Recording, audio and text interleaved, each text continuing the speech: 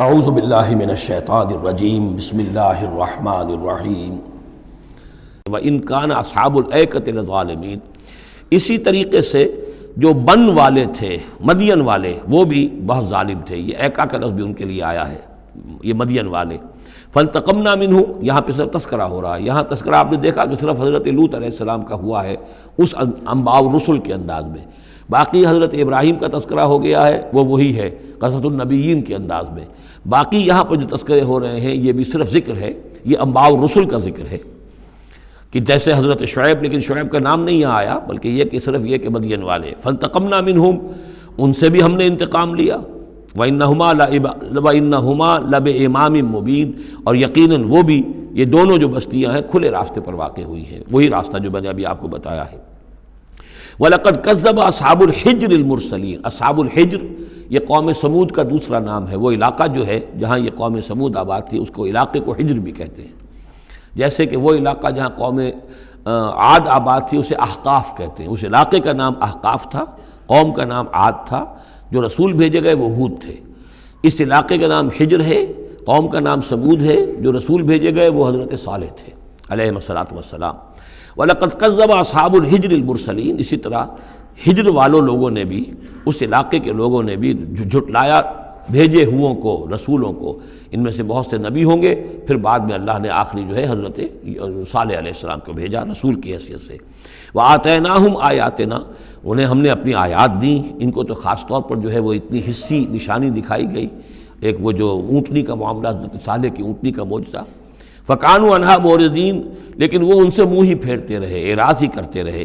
وَكَانُوا يَنْحِتُونَ مِنَ الْجِبَالِ بُيُوتًا آمِنِينَ، اور وہ پہاڑوں کو تراش کر اپنے لیے بڑے امن والے گھر بناتے تھے۔ یہ گھر آج بھی موجود ہیں، میں خود بھی ایک مرتبہ گیا ہوں اور دیکھ کر آیا ہوں اس پورے علاقے کو۔ فَأَخَذَتْهُمُ الصَّيْحَةُ مُصْبِحِينَ، تو انہیں بھی آ پکڑا ایک چنگھاڑ نے صبح کے وقت۔ فَمَا أَغْنَىٰ عَنْهُمْ مَا كَانُوا يَكْسِبُونَ، تو کچھ نہ کام آ سکا ان کے وہ ساری کمائی جو انہوں نے کی تھی، جو کچھ انہوں نے مال اسباب جمع کیا تھا، عذاب الہی سے بچانے میں کچھ بھی مفید ثابت نہ ہوا۔ تو اس سورہ مبارکہ میں گویا کہ حضرت شعیب کا نام لیے بغیر ان کا ذکر آ گیا، حضرت صالح کا نام لیے بغیر ان کا ذکر آ گیا، حضرت لوط کا ذکر جو ہے وہ نام کے ساتھ آیا۔ تو تین تو ہیں وہ انباء الرسل میں سے، اور ایک حضرت ابراہیم علیہ السلام کا ذکر، وہ اسی انداز میں جس انداز میں کہ سورہ ہود میں اس سے پہلے آ چکا ہے۔ اب جو آخری 15 آیات ہیں اس سورہ مبارکہ کی وہ بڑی اہم ہیں دعوت دین کے اعتبار سے، اور جس حالت میں کہ اس وقت محمد الرسول اللہ صلی اللہ علیہ وسلم تھے۔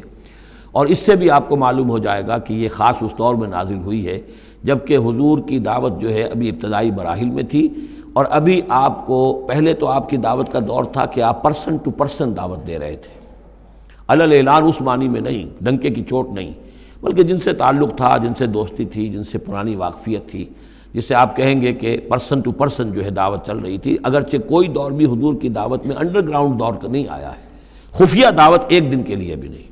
بعض لوگ اس دور میں، بعض تحریکیں ایسی ہیں کہ جو اس کو خفیہ سے تعبیر کرتے ہیں کہ انڈر گراؤنڈ موومنٹ تھی، تو یہ غلط ہے۔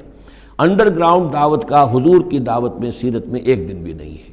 البتہ یہ ضرور ہے کہ جیسے ایک نیچرل ایک تدریج ہوتی ہے، اس کے اندر ایک ترقی ہوتی ہے کسی معاملے کے اندر۔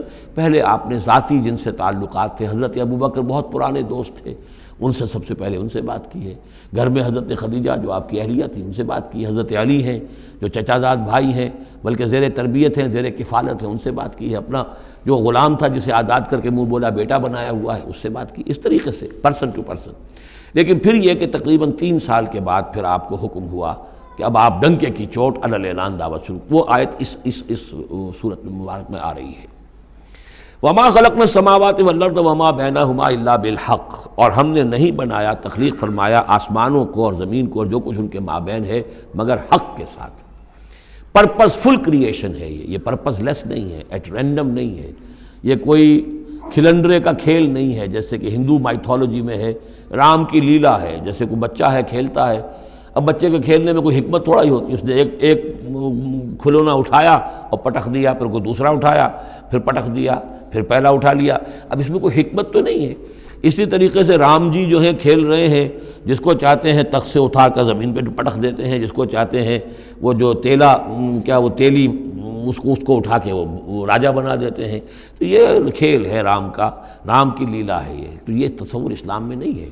یہ کائنات کی تخلیق بالحق ہے. ربنا ما خلقت ھذا باطلا سبحانک فقنا عذاب النار. تیری ذات اس سے بہت اعلیٰ اور عرفہ ہے، پاک ہے کہ تیرے بارے میں یہ گمان کیا جائے کہ تو نے یہ کائنات ایسے ہی بنا دی کھیلنے کے لیے، اور یہ کوئی آپ تیرا مشغلہ ہے. نہیں. وما خلقنا السماوات والارض وما بینہما الا بالحق وان الساعۃ لآتیۃ.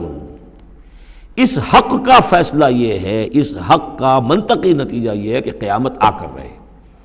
اس لیے کہ باقی تمام چیزیں تو انسانوں کے لیے پیدا کی گئی ہیں، ان کی ساری توجہ یہی ہو جائے گی انسان کاہے کے لیے پیدا کیا گیا، اور خاص طور پر انسان میں جو اخلاقی حس رکھی گئی ہے. By very nature, by his very nature he knows this is good this is evil. یہ جو اس کے اندر ایک شعور ہے، ایک تمیز ہے، یہ ایول ہے یہ گڈ ہے، یہ اچھا ہے یہ برا ہے. اب اس کا نتیجہ کیا نکل رہا ہے؟ یہاں تو الٹے نتیجے نکلتے ہیں. بہت سے اچھے لوگ جو ہیں انہیں فاقے آ رہے ہوتے ہیں، اور بہت بدماش جو ہیں وہ یہاں پہ عیش کر رہے ہوتے ہیں. تو یقیناً کوئی اور زندگی ہونی چاہیے، اور یقیناً کوئی دن ہونا چاہیے کہ جس میں بھرپور حساب کتاب ہو جائے، نیکوکاروں کا حساب کتاب ہو جائے، اور پھر ان کی زندگی ایسی ہو کہ بھرپور صلہ انہیں ان کا مل سکے، اور بدکاروں کی بدکاریوں کا حساب کتاب ہو جائے، اور پھر ایسی زندگی ہو، ایسا نظام ہو کہ انہیں پوری سزا مل سکے. تو یہ گویا کہ حق کا تقاضا ہے. وما خلقنا السماوات والارض وما بینہما الا بالحق وان الساعۃ لآتیۃ. قیامت آ کر رہے گی. فاصفح الصفح الجمیل. تو اے نبی آپ ذرا ابھی خوبصورتی کے ساتھ درگزر سے کام لیجئے. یعنی یہ کہ یہ مجرم کہیں بھاگ کے نہیں چلے جائیں گے، ہماری پکڑ سے نکل نہیں جائیں گے. قیامت آئے گی، ایک کیفر کردار کو پہنچ جائیں گے. ابھی آپ ذرا تحمل کیجئے، صبر سے کام لیجئے. فاصفح الصفح الجمیل. ابھی ہماری مرضی اس میں ہے کہ ہم ان کی رسی دراز کریں. یہ جو کچھ کہہ رہے ہیں برداشت کر لیجئے، سن لیجئے، سنا انسنا کر دیجئے. یہ جو آپ صبر کریں گے اس سے آپ کے درجات بلند ہوتے چلے جائیں گے. لیکن فوری طور پر آپ کے دل میں اگر یہ خیال پیدا ہونے بھی لگے بربنائے طبع بشری کہ انہیں سزا ملنی چاہیے، یہ بدبخت مجھے کیا کہہ گیا، ابھی یہ مجھے پاگل کہہ گیا، اور یہ مجھے جو ہے ساحر کہہ گیا یا مسحور کہہ گیا. نہیں. فاصفح الصفح الجمیل. ابھی ذرا آپ خوبصورتی کے ساتھ چشم پوشی کیجئے، نظر انداز کیجئے. ان ربک هو الخلاق العلیم. یقیناً آپ کا رب جو ہے وہ وہی ہے جو پیدا کرنے والا ہے، خلاق ہے، اور ظاہر بات ہے جس نے پیدا کیا ہے وہ جانتا بھی ہے. سورہ ملک میں ہم پڑھیں گے الا یعلم من خلق وهو اللطیف الخبیر. کیا اسی کے علم میں نہیں ہوگا جس نے پیدا کیا ہے؟ وہ تو جانتا ہے ہر شے کو. اب یہ گھڑی جس نے بنائی ہے اسے تو معلوم ہے اس میں کون کون سا پرزہ ہے، کہاں کہاں ہے، اس کے اپنے ہاتھ کا اس کے اندر جو ہے ٹکایا گیا ہے. میں واقف نہیں ہوں اس کے اندر کیا کچھ ہے، لیکن گھڑی کا بنانے والا تو جانتا ہے. الا یعلم من خلق. کیا وہی نہ جانے گا جس نے پیدا کیا؟ وہو الخلاق العلیم. وہ تو خلاق اور علیم ہے. صدق اللہ العظیم.